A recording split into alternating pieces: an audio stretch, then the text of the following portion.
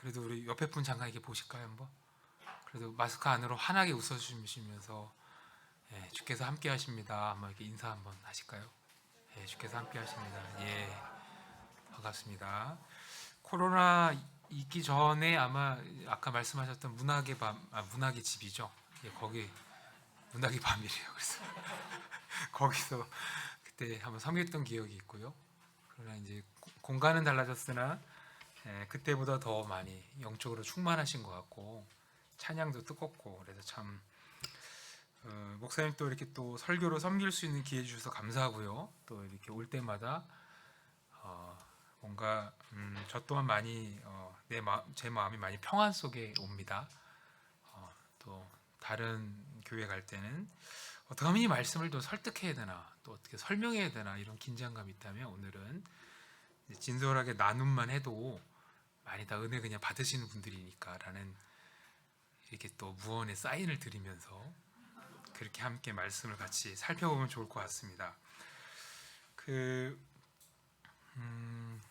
최근에 제가 주로 이제 상담을 하고 주로 아무래도 이제 좀 나이가 더 들다 보니까 만나게 되신 분들이 이제 이런 학부모, 또 중년, 장년 이런 분들을 많이 뵙게 되는데요. 청년들을 비롯해서 이제 그분들을 만나면서 요즘에 제일 만나는 키워드 중에 하나가 불안에 해당되는 것 같아요. 불안. 크리스찬들도 불안하고 또 사회적으로도 이 불안에 대한 사이렌이 계속 울리고 있습니다. 여러 가지로. 그러면 이제 불안에 대해서 우리는 몇 가지 태도로 임하게 되는 것 같아요. 근데 그 첫 번째가 불안은 전형적으로 이제 안 좋은 일이 생길 것 같은 두려움이거든요. 그러니까 무슨 안 좋은 일이 있을지 딱히 정의 내리기는 어려운데 뭔가 안 좋은 일이 미래에 이렇게 생길 것 같은 그런 긴장감이 이제 불안인 것 같습니다. 그래서 이 불안을 대하는 태도는 예측과 통제로 많이 나가게 되더라고요. 그러니까 우리가 할 수만 있다면 예측을 하고 할 수만 있다면 통제를 하면 안 좋은 일이 생기는 걸 미연에 방지하지 않을까라는 생각들이 되고요. 더 나아가 예측과 통제가 실패했을 때 우리에게 안 좋은 일이 온 것을 감당하고, 그러니까 다시 말하면 심이 있으면 이런 일들을 다시 원래의 삶대로 복귀할 수 있는. 그래서 심의 대부분 게 오늘날은 돈이죠. 돈과 소유. 그래서 할 수 있으면 안 좋은 일이 안 생겼으면, 그러니까 좋은 일이 생겼음이라는 기대감보다는 이제 안 좋은 일이 안 생겼음이라는 그런 부정적인 긴장감이 많고, 그걸 위해 통제하고 예측하고 또 그런 일이 혹 생기면 그거를 감당할 수 있는 힘을 길러야 돼. 그래서 열심히 살고는 있으나 어떤 긍정적인 가치를 향해 우리 한번 뭐 옆에 분 잠깐 이렇게 보시면서 한번 살짝 한번 인사해 보실까요? 최근에 언제 설레셨나요? 한번 이렇게 인사 한번 해보실까요? 최근에 언제 설레셨나요? 요즘에 이렇게 뭔가 설레임에 대해서 별로 요즘에 많이 잃어버린 시대가 된 것 같아요. 설레임보다는 안 좋은 일이 안 생기기 위한 예방, 또 그만큼 또 우리도 마스크 쓰고 긴장하고 이러다 보니까 그럴 수밖에 없는 시대가 온 것 같습니다. 근데 이제 이분들을 만나고 저 또한 이런 불안을 임하는 저의 모습 속에 돌아볼 때 진짜 우리의 문제가 뭐냐라고 했을 때 그것은 이제 안 좋은 일이 생길 것 같은 긴장감보다는 고립감에 해당되는 겁니다. 고립감이 뭐냐면 이제 혼자 있다라는 거죠. 단절되어 있다는 것입니다. 이 고립감은 여러 가지 의미가 있는데 사람과 사람과의 단절도 있으나 하나님과 단절되어 있다라는 이 고립감이죠. 특별히 이제 근현대 이성의 주체로서는 혼자라는 것을 되게 많이 강조합니다. 혼자는 주체적인 존재며 누군가를 의지하지 않고 혼자 모든 걸 풀어가는 것이 참 괜찮은 현대인의 상처럼 많이 부각이 됩니다. 그래서 내가 해결해야 되고 뭔가를 풀어가야 되고, 그러나 이제 성경에서 말하고 있는 인간의 영혼의 본질에는 관계 맺기라는 속성이 담겨져 있습니다. 특별히 우리 영혼 속에 있는 이 관계 맺기의 속성의 또 본질적인 것은 하나님과 관계를 맺으며 하나님의 마음을 품는 때 진정한 만족을 느끼고 여기서 말하는 이 하나님의 마음은 옳고 그름에 대한 판단을 넘어서 하나님의 기쁨을 경험하고 하나님의 슬픔을 경험하는 거죠. 즉 내가 걸어가는 이 일이 나의 의지로만 걸어가는 길이 아니라, 특별히 이제 오늘날은 이제 대체로 의지, 그 다음에 이성적인 판단을 통해서 뭔가를 결단하고 의지를 발휘하는, 이게 오늘날의 이제 멋있는 근대인의 현대인의 하나의 상이죠. 물론 이렇게도 안 살죠 우리는. 그러니까 우리도 근데 대부분 우리가 그렇게 얘기하죠. 이성적인 판단을 잘해서 의지로 살아가는 그런 성경적인 건강한 인간상은 이성적인 판단도 해야 되고 의지도 발휘해야 되지만 이것만 존재하지 않죠. 하나님의 마음을 경험하는 것입니다. 내가 서 있는 이 자리가 하나님의 기뻐하시는가, 또 하나님의 슬퍼하시는가. 지금 내가 열심히 직장 생활을 하고 또 사람들과 관계를 맺고 살아간 이 삶에 대해서 옳으냐를 넘어서 하나님은 어떤 마음이실까에 대한 하나님의 그 마음.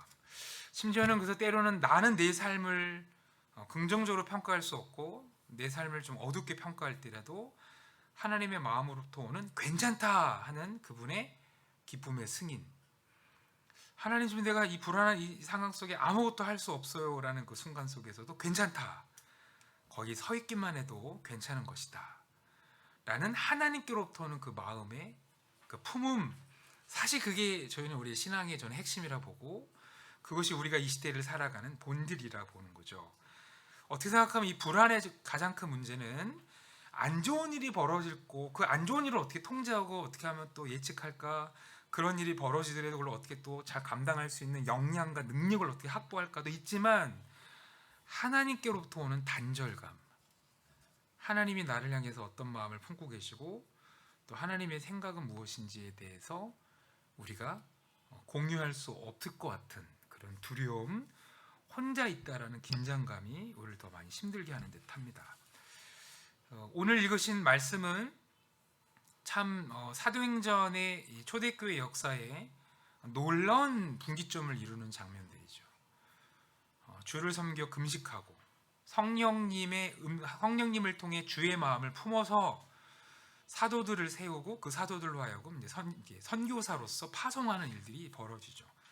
사도행전에 우리가 초반에 보면 이렇게 주의 마음을 품어 사람을 세우는 작업보다는 사도행전 초반에 보면 제비뽑기로 이렇게 성도 그 어떤 그 12명의 숫자의 제자를 채우려는 일들이 벌어집니다. 특별히 성령이 우리 가운데 오시기 전까지는 구약에도 제비뽑기의 모습들이 많이 나타납니다. 사실 저도 옛날에 이런 신학을 잘 몰랐기 때문에 예전에 제가 총신대에서 이제 선교단체를 했었는데, 우리가 그 당시에 이제 동국대라는 불교 학교에 우리가 한번 좀 노방전도도 나가서 좀 스님도 만나고 또 불교 학교 친구들과도 만나서 좀 복음도 좀 함께 좀 토론도 하고 얘기 좀 하자라는, 그 당시 제가 이제 대표했는데 말도 안 되는 뭐 그런 거를 소망함을 세우고, 근데 다 나가기 싫어하는 거야. 그럼 우리 제비 뽑자. 그래서 제비를 뽑은 적이 있어요, 실제로.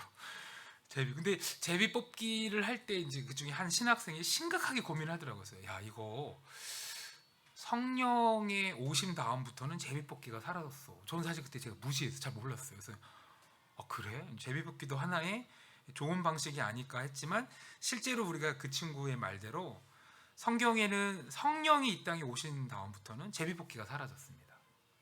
주를 섬겨 금식할 때 주의 마음이 우리 마음 가운데 채워지고 또 그 채워진 마음으로 분별하여. 그래서 오늘 보면 2절과 3절에 보면 금식하는 일들이 한 두 가지. 첫 번째, 주의 마음을 분별하기 위한 금식이 있고, 그 다음에 그 분별된 마음을 어떻게 하면 이 교회에 적용할까를 위해서 또 금식하는 장면들이 나옵니다. 주의 마음을 품어서 그 마음을 어떤 구조와 또 현실적인 어떤 제도와 또 실제적인 선교사를 파송하는 일들로 벌어지죠. 그래서 어쩌면 오늘 본문은 어떻게 교회가 선교 사업이 가능했는지, 교회가 어떻게 확장되고 또 성장했는지, 그것은 바로 주의 마음을 품은 이들이 그 마음을 순종하여 그 다음 단계를 해나가는 단계였죠. 오늘 읽은 이 초대교회는 우리가 살아가는 시대보다 더 많이 불안이 넘쳤습니다. 특별히 또 그 당시에 기독교는 신흥 종교였고 군사력은 당연히 없었고 경제력도 없는 시대였죠. 그런데 그들은 주의 마음을 품을 수 있었습니다. 모든 걸 예측하고 통제해서가 아니라 주의 마음을 품고 주의 마음에 순종하기 위한 선택들이 전체는 알 수 없으나 모든 걸 다 파악할 수 없으나 그분께 순종하는 작업이었고, 이 작업이 주의 복음이 이 땅에 확산되고 전파되는 그런 계기가 되었던 것입니다. 정말 주의 마음을 품는 게 저희들의 본질이 아닌가 싶습니다. 특별히 저는 오늘 이 설교를 준비하면서 저의 또 간증에 해당되는 저의 자선적인 고백인데요. 코로나가 시작되면서 특별히 이렇게 기독교 교육을 또 연구소를 진행하고 있는 저희와 같은 단체는 너무 타격이 심합니다. 그래서 이제 본의 아니게 안식년을 거의 맞이하고 있고, 정말 이렇게 기독교 교육이 다 같이 멈췄어요. 왜냐하면 이제 교회가 멤버십을 확보하기도 좀 어려운 시대니까 당연히 교육은 더 많이 1순위로 두기가 어려운 시대 속에 우리가 살아가다 보니 본의 아니게 안식년을 맞이하여 하나님께 많이 묻습니다. 주님, 소명교육개발원이 거의 한 20년 해왔는데 계속 이 사역을 해야 될까요? 말아야 될까요? 참 많은 질문도 하고 고민도 하고, 그러면 또 이제 소명교육개발을 안 하면 난 또 뭐 먹고 살까 해서 잠시 제조업도 알아보고, 막 제가 이제 한때 이제 가죽공예 이런 거 하다 보니까 이 가죽으로 한번 제조업을 한번 해서 중국에 수출할 수 있지 않을까라는 말도 안 되는 생각을 했다가 이제 아내한테 혼나고 이제 그런 거 하지 말라고 해서 그냥 가만히만 일단 있어라 해서 뭐 여러 가지 고민도 많았죠. 근데 사실 우리가 이런 고민을 막 할 때 저 또한 하나님께 계속 저한테 들었던 생각 중에 하나가 뭐냐면, 이런 나에 대해서 지금 하나님은 무슨 마음을 품고 계실까? 그게 본질이었습니다. 예측이 되고 뭐가 통제가 되고 뭐가 어쩌면 우리는 문제가 다가올 때 이 문제를 해결하기 위한 많은 경우의 수를 찾는 게 우리의 인간의 본성이며, 그게 또 어떤 능동적인 우리의 또 특성이었는데, 어느 순간 저의 모든 고민을 좀 내려놓고 하나님은 뭘 원하실까? 이런 상황에 대해서 하나님은 나에게 뭘 원하실까? 하나님의 마음을 묻기 시작했고, 그럴 때 이제 이게 하나님 주신 마음인지 아닌지는 지금도 분별하겠지만, 하나님의 작은 통찰력을 주신 게 이런 소명교육개발원의 기독교 교육을 하게 된 나의 계기와 동기를 주께서 보여주시면서 그러셨던 것 같아요. 이걸 이제 그냥 어떤 화법으로 좀 변환시키면, 너가 할 수 있는 많은 일들 중에 이것도 할 수 있고 저것도 할 수 있고 참 할 수 있는 일이 많은데 그 중에 하나를 이거 선택해서 달려온 거니? 이게 물으시는 것 같더라고요. 근데 생각해보면 그게 아니었어요. 제가 할 수 있는 건 이거밖에 없었어요.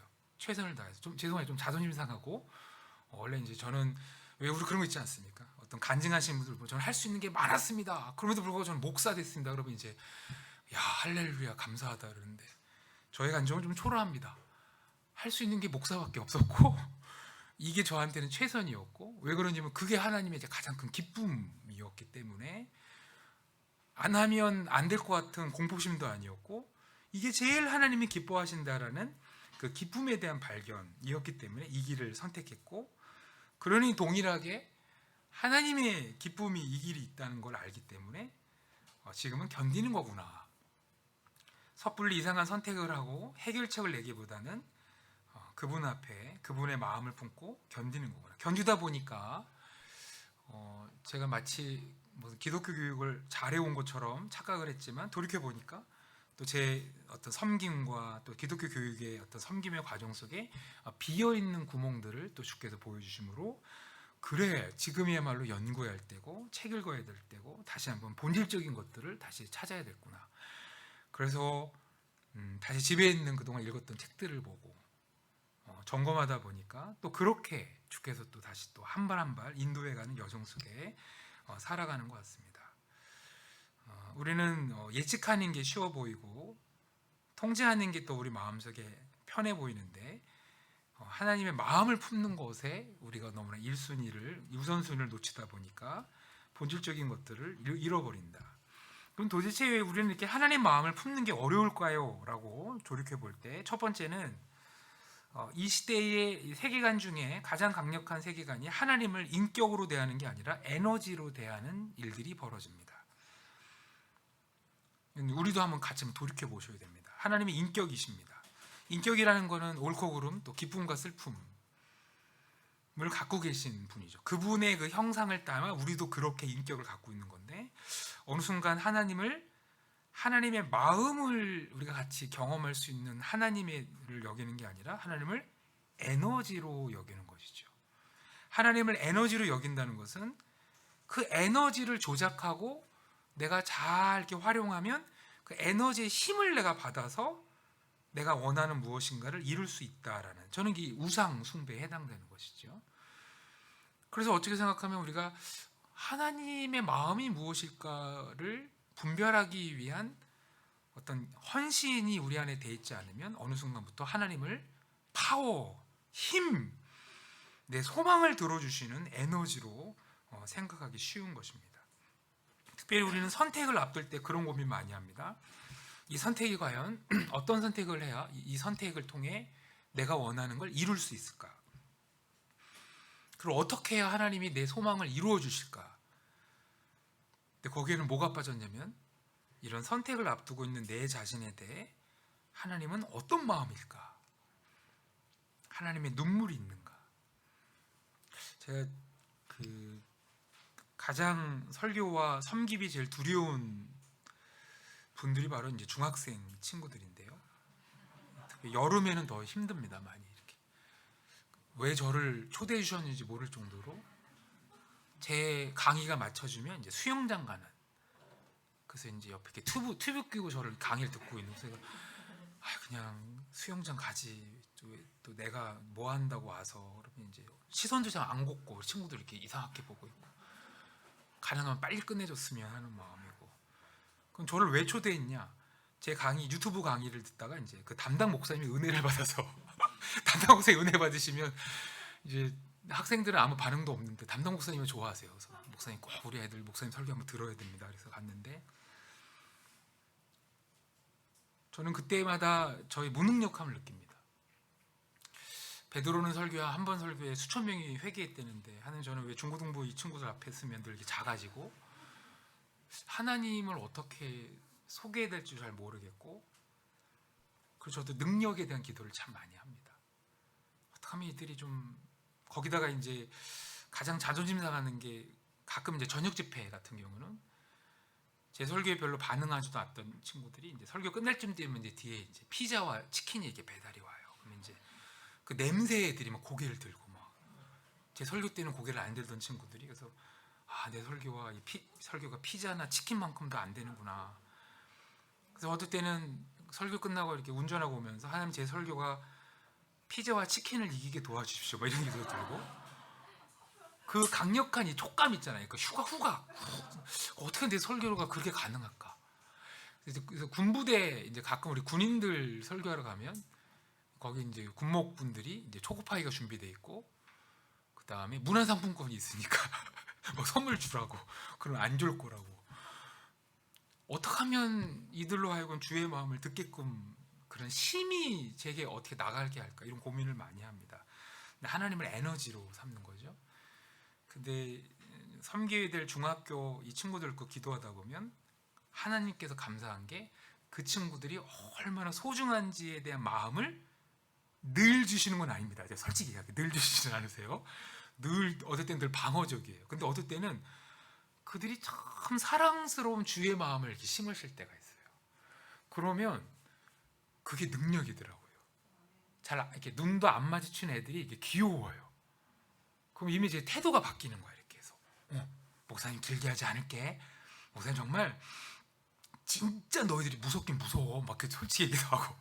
근데 진짜 목사님 최선을 다해서 할 거야. 왜냐면 이거 안 들으면, 이걸 모르면 시행착오가 많아지기 때문에 목사님 정말 최선을 다해서 할게. 그럼 어떨 때 보면 막 이 강의가 막 뒤죽박죽되기도 하고 뭐 산만하기도 하고, 그러는데 참 그들이 얼마나 소중한지. 감사한 거는 소중함을 넘어서 어떨 때는 주께서 그들을 향해 눈물을 심어줄 때가 있어요. 눈물을 심어줄 때가 있어요. 뭐 하는 동안 계속 뭐 눈물이 나, 이렇게 막 안타까워 막. 그럼 애들은 놀래서 보는 거지. 놀래서 뭐지, 저 목사님 왜 저러지, 왜 울지, 왜 울어, 왜, 뭐 이렇게 뭐 안타까워요. 하나님, 저는 능력이 없습니다. 근데 주의 마음을 주시니까 주의 마음이 능력 같군요. 여러분, 참 세상은 악하고 세상은 너무나 강해 보이고 참 우리는 약해 보여요. 그래서 때로는 우리는 하나님께로부터 강력한 힘과 에너지를 소유하여 세상에 정말 좋은 일을 하겠다라는 욕심들, 야망들이 있습니다. 저는 나쁘지 않다고 봅니다. 근데 하나님은 에너지 이전에 그분은 마음을 갖고 계신 인격적인 분이십니다. 세상을 향한 그분의 마음이 무엇인지를 경험하면 참 능력이 없는 우리지만 그 마음 때문에 발버둥치고 애쓰고 수고하는 여정을 통해 부족하지만 그게 알게 모르게 뜻밖의 사람들에게 하나님 나라의 신비를 전달하는 일들이 벌어지는 거죠. 그래서 주의 마음이 능력인 것 같습니다. 최근에 혹시 뭐 직장 생활이든 가족 문제든 삶을 풀어가는 그런 어떤 아까 불안이라든지 문제에 대한 발생이 있을 때 결국 우리는 그걸 풀어가는 방식은 주의 마음인 것 같습니다. 능력 주셔서 이 문제를 빨리 해결할 수 있는 강력한 힘이 우리에게 생기기 이전에 이 상황을 향한 주의 마음, 나와 갈등을 갖고 있는 저에 대한 주의 마음은 뭘까라고 생각할 때 절대 용서가 안 될 것 같은 그들을 향해 한 번도 여유롭게 좀 미워는 하지 말고, 미워만 밥은 좀 먹었어요? 저 물어도 보고 좀 먼저 이렇게 토닥거릴 수 있는 여유가 우리의 능력이 아닌가 싶어요. 그런 차원에서 우리 좀 옆에 분 좀 이렇게 보실래요? 옆에 보실래요? 예. 당신 안에 주의 마음이 있습니다. 한번 이렇게 인사해 보실까요? 당신의 주, 예. 그래서 여러분, 크리스찬들은 그래서 여유가 있어야 될 것 같아요. 그죠? 상황은 힘들고 만만치 않을 때 주의 마음을 품을 때 그 상황에 대해서 어떡하지라고 해결만 생각하는 게 아니라 그 상황에 대한 또 하나님 일하시겠지라는 소망도 있고, 더 나아가 주의 마음을 품을 때 웃음이 생기는 것 같아요. 웃음이. 여러분, 우리 좀 이렇게 막 우리의 어떤 문제 속에 막 매몰되어 있을 때 아름다운 꽃을 보고 심지어는 지는 노을과 어제 같은 경우는 되게 더웠는데도 불구하고 산 중턱에 이게 구름들이 걸터 있었어요.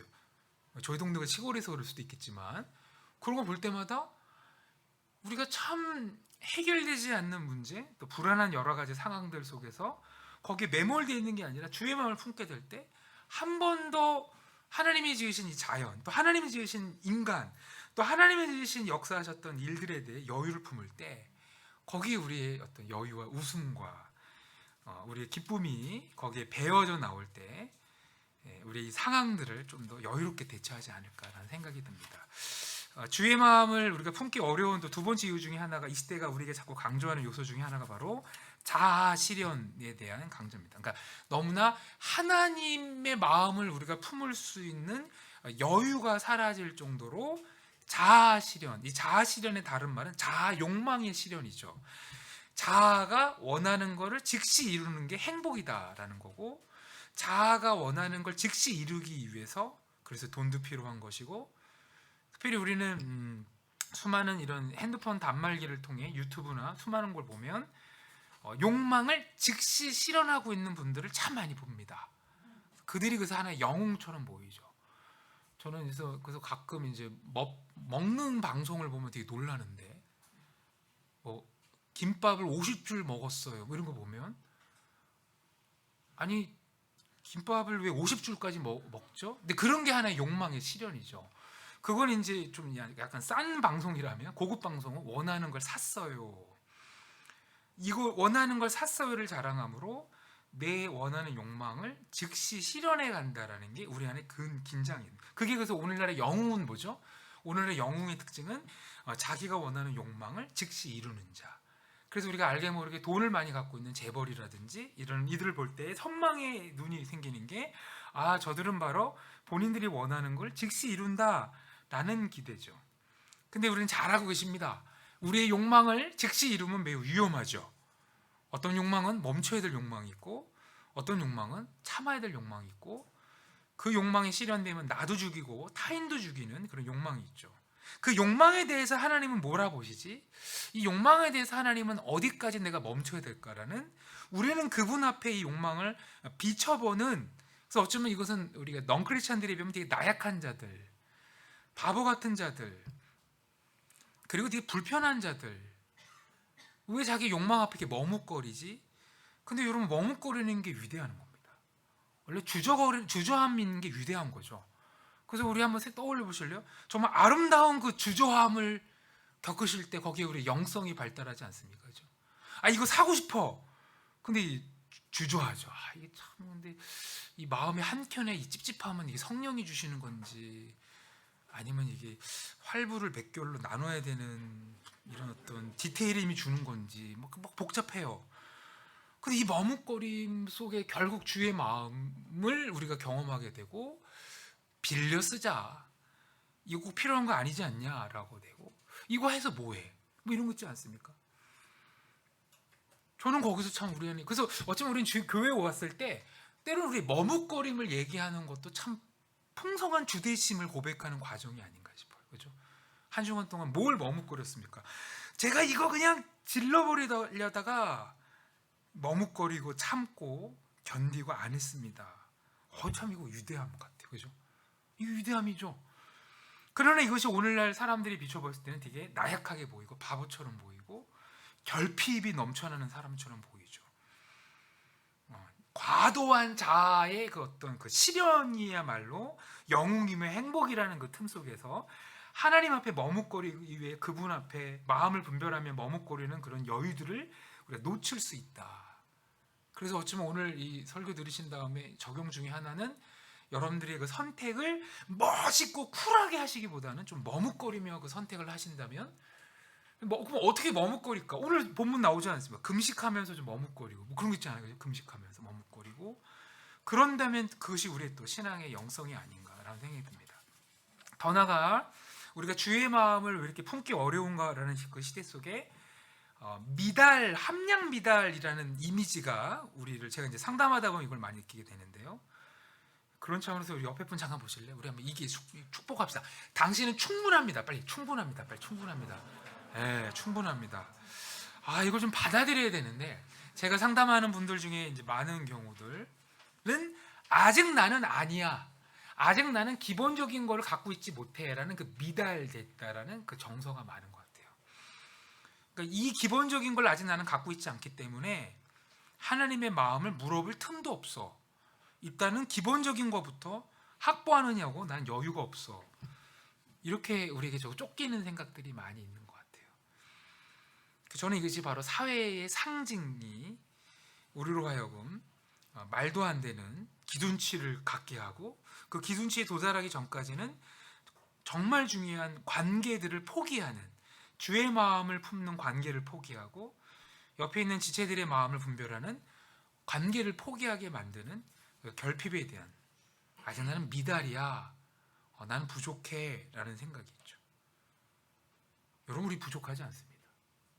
충분합니다.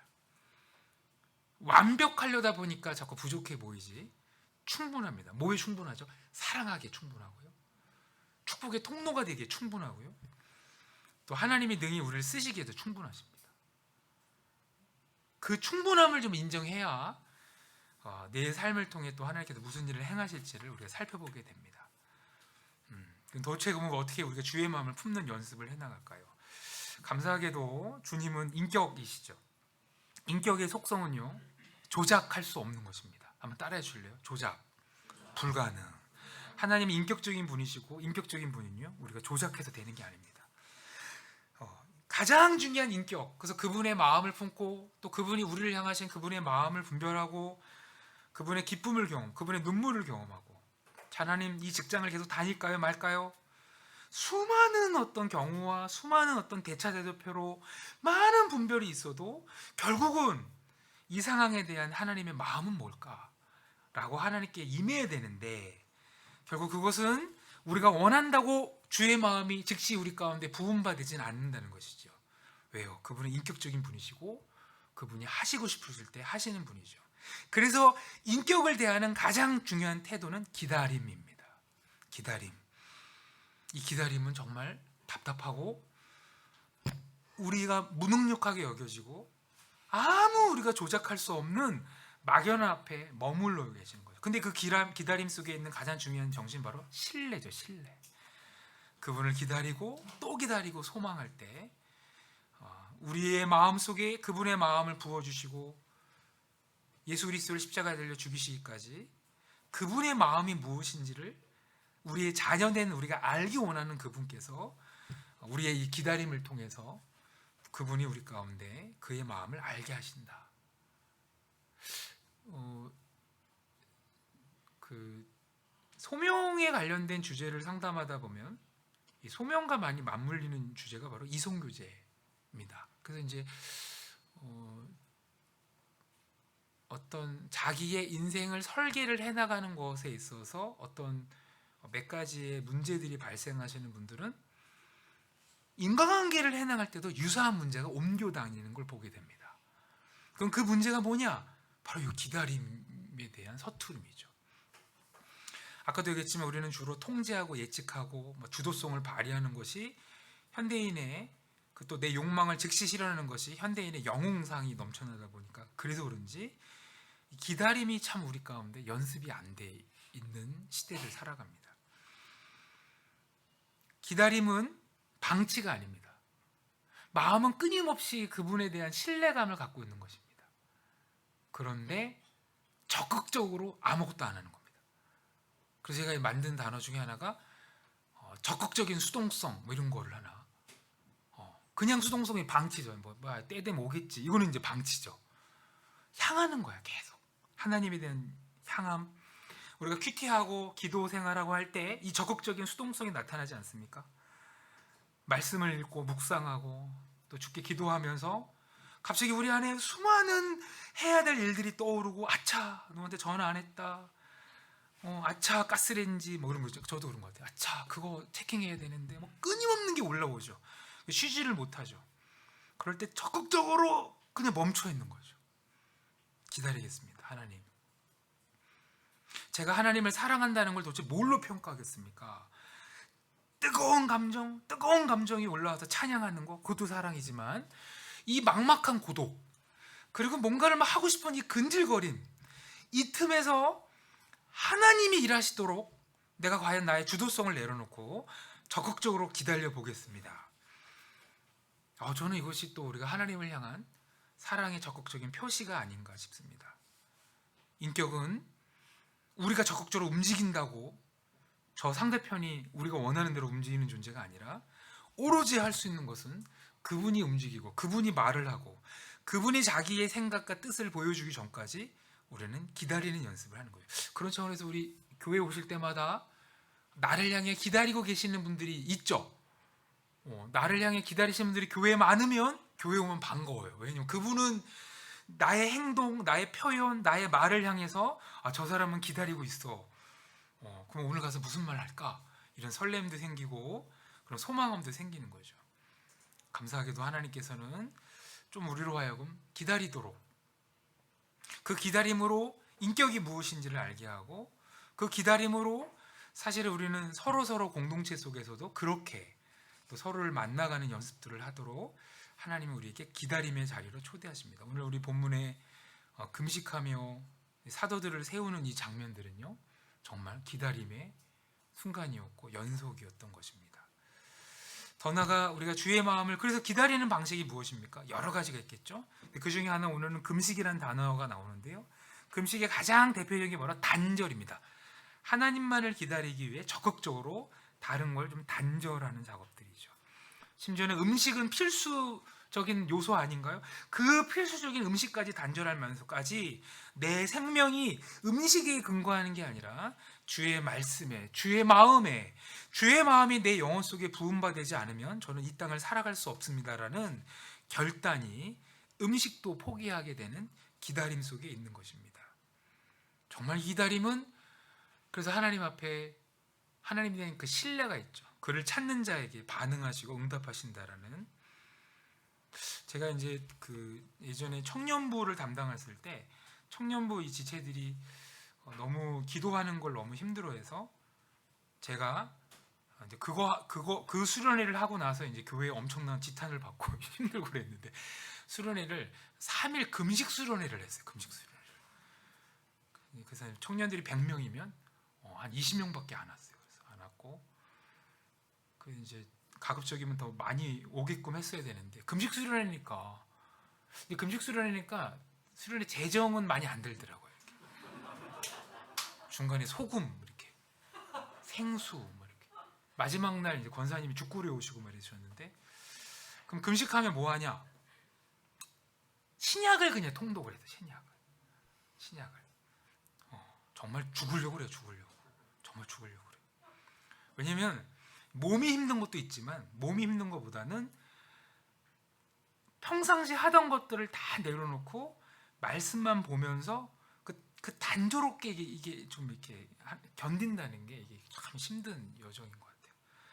근데 이제 참 이 친구들이 그렇게 하기가 너무 힘들어하는 것 같아서 제가 그 당시에는 제가 이제 너무 혈기도 있었고 지금 생각하면 많이 회개합니다. 많이 회개하고 왜 그렇게까지 심하게 했는가 회개해서 그러는데 근데 그 당시엔 그게 공동체에 필요했던 것 같아요. 공동체 섬기는 간사님들이 계셨어요. 간사님들한테 우리가 먼저 3일 먼저 들어가 금식하면서 그 친구들은 이제 3일째면 우리는 4일째 걔네들은 3일 우리는 6일 아니 이게 우리가 먼저 이끌고 가지 않으면 이거 수련회 망합니다. 그랬더니 또 우리 간사님들이 그 당시에 너무 또 순전했어요. 그래서 이제 간사님들과 먼저 3일 금식하면서 하는데 좋았을까요? 안 좋았을까요? 좋았어요. 정말 좋았어요. 저는 제가 늘 설교를 해야 우리 청년들이 은혜를 받는다고 생각을 했는데 적극적인 수동성을 내려놓고 금식하며 성경을 읽는데 성경 읽고 저녁에 기도하는데 기도를 이렇게 안 하던 청년들이 기도가 막 터지는 거예요. 이 말씀 읽는 동안을 통해서 주께서 직접 이 신약 성경을 통해서 되게 말씀을 이렇게 주시는 것 같아요. 본인의 삶에 대해서. 그래서 물론 이제 첫날은 힘들죠. 첫날은 입이 이만큼 나오고 화를 내고 홧김에 너무 또 소금 많이 먹으니까 짜고 그래서 그러지 마라. 성내지 말고 그냥 인내하며 가라. 저 우리 간사님들과 나는 벌써 4일째다. 그냥 가자. 우리 가자. 이렇게 했더니 감사하게도 어느 정도의 어떤 그런 기다림이 몸에 배어 있는 첫날과 둘째 날 저녁부터 성경을 읽고 기도하는 것들이 몸에 이게 배이면서 정말 우리의 어떤 무엇인가가 넘쳐나서 가는 것보다는 힘은 없고 또는 되게 수동적인 것 같지만 잔잔히 우리 영혼을 만지시는 그분의 손길을 보면서 교회 어르신들과 또 우리 담임 목사님이 되게 우려를 표현했으나 갔다 온 우리 친구들이 너무 좋게 얘기해줘갖고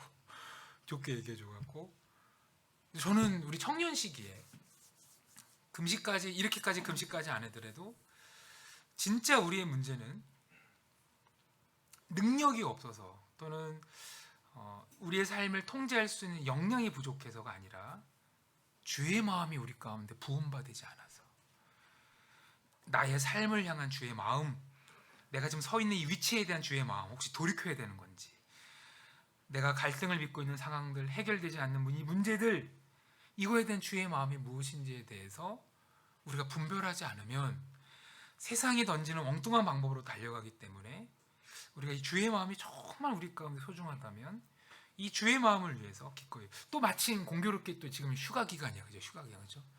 휴가 어디 갔다 왔어요? 뭐 외국 갔다 왔어요? 뭐 이런 게 자랑이 아니라 주의 마음을 분별하기 위한 금식과 또 한 끼 뭐 전체 금식이 어려우면 한 끼라도 또는 저녁에 이제 유튜브를 안 본다라는 유튜브 금식만이라도 기다림은 적극적인 하나님이 우리 가운데 채워지길 소망 속의 기다림이기 때문에 그 기다림에 대한 공간을 만드는 점은 필요하고요. 여러분 더불어 주의 마음을 품는 가장 중요한 훈련 중에 하나가 바로 뭐냐면 서로 주의 마음을 서로 들려주는 우리는 너무나 친절함에 익숙하고 착함에 익숙하다 보니 서로를 향해 친절한 사람, 착한 사람이 조금 너무 되려고 그래요. 그러다 보니 진짜 안타까운 마음을 들려주는 거에 대해 너무 많이 머물거립니다. 이 안타까움을 들려주는 마음을 제가 생각하기에는 겉면이라고 생각합니다. 누구야? 내가 너를 너무 좋아해. 근데 그렇게 지내면 되게 위험할 것 같아. 라고 진짜 이거는 여러분 잘지 잘못하면 관계가 소원할 수도 있고 끊길 수 있어요. 근데 이것이 정말 그 친구를 통제하고 그 친구를 향해 공격하기 위한 목적이 아니라 진짜 안타까움이 있어. 이건 아닌 것 같아.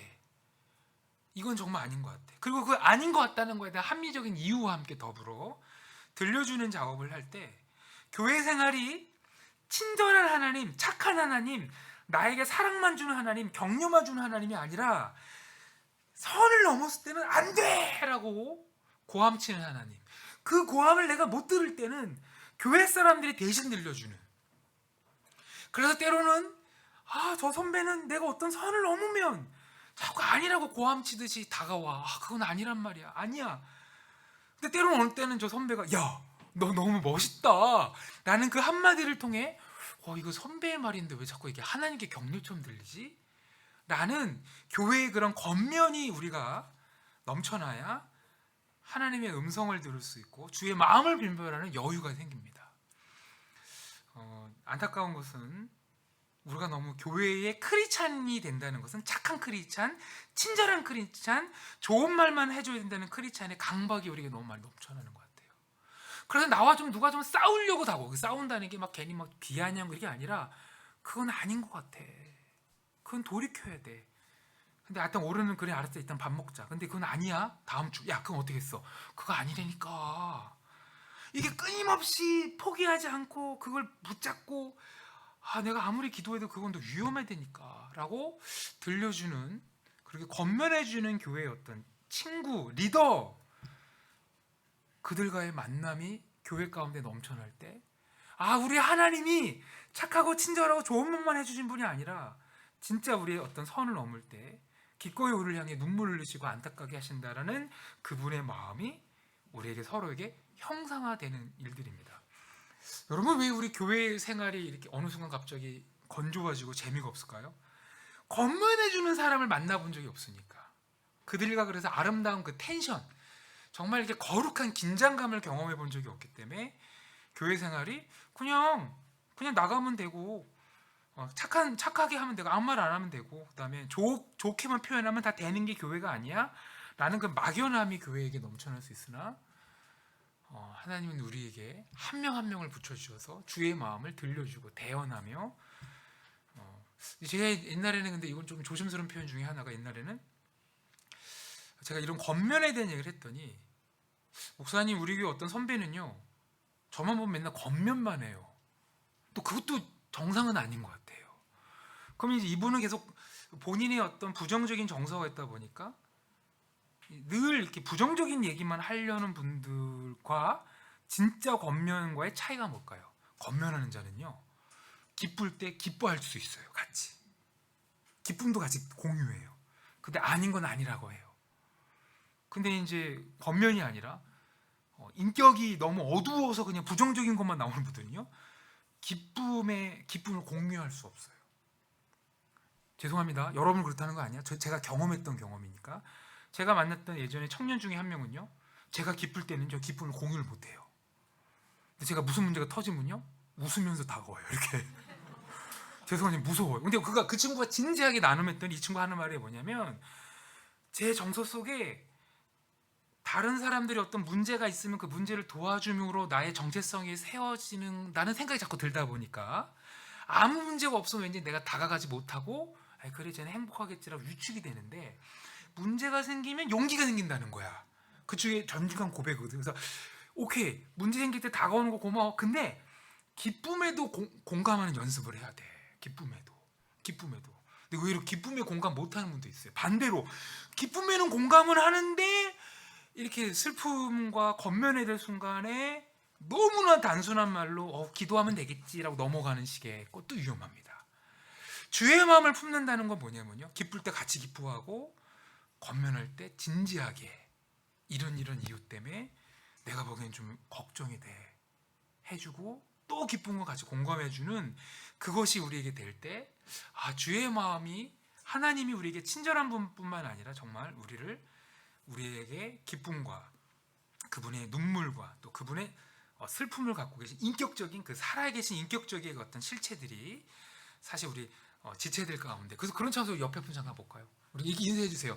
저를 좀 겉면해 주십시오. 빨리 저를 좀 겉면해 주십시오. 예, 겉면해 주십시오. 예, 저는 설교를 이제 정리할 텐데요. 최근에 청년들을 만나고 또 있던 코로나 이 상황들, 뭐 경제적인 상황들 이런 걸 볼 때 교회가 조금 더 능력이 있었으면 힘이 있었으면 를 얘기하는 저는 그런 목사님들도 많이 만났고요. 그래서 이런 상황 속에 교회가 정말 해결자가 돼서 이런 문제들을 다 해결해주고 그러므로 교회의 역할들을 풀어가는 그런 어떤 청사진을 소망하는 분들도 좀 많이 보게 됩니다.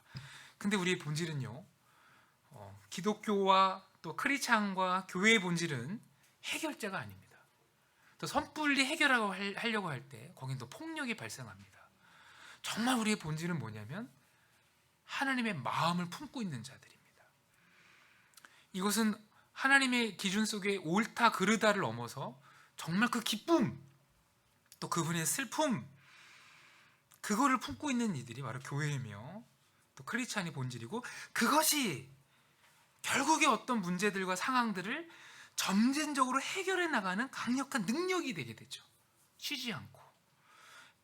정말 이 상황 속에 있는 그 슬픔, 하나님의 슬픔이 쉬지 못하는 그 문화 현상에 대해, 또 사회 현상에 대해, 또 여러 가지 문제에 대해 결국 쉬지 않으면서 끊임없이 결국 그 속에서 지혜를 구하고 또 사랑의 실천들을 해나가는 힘이 되는 것입니다.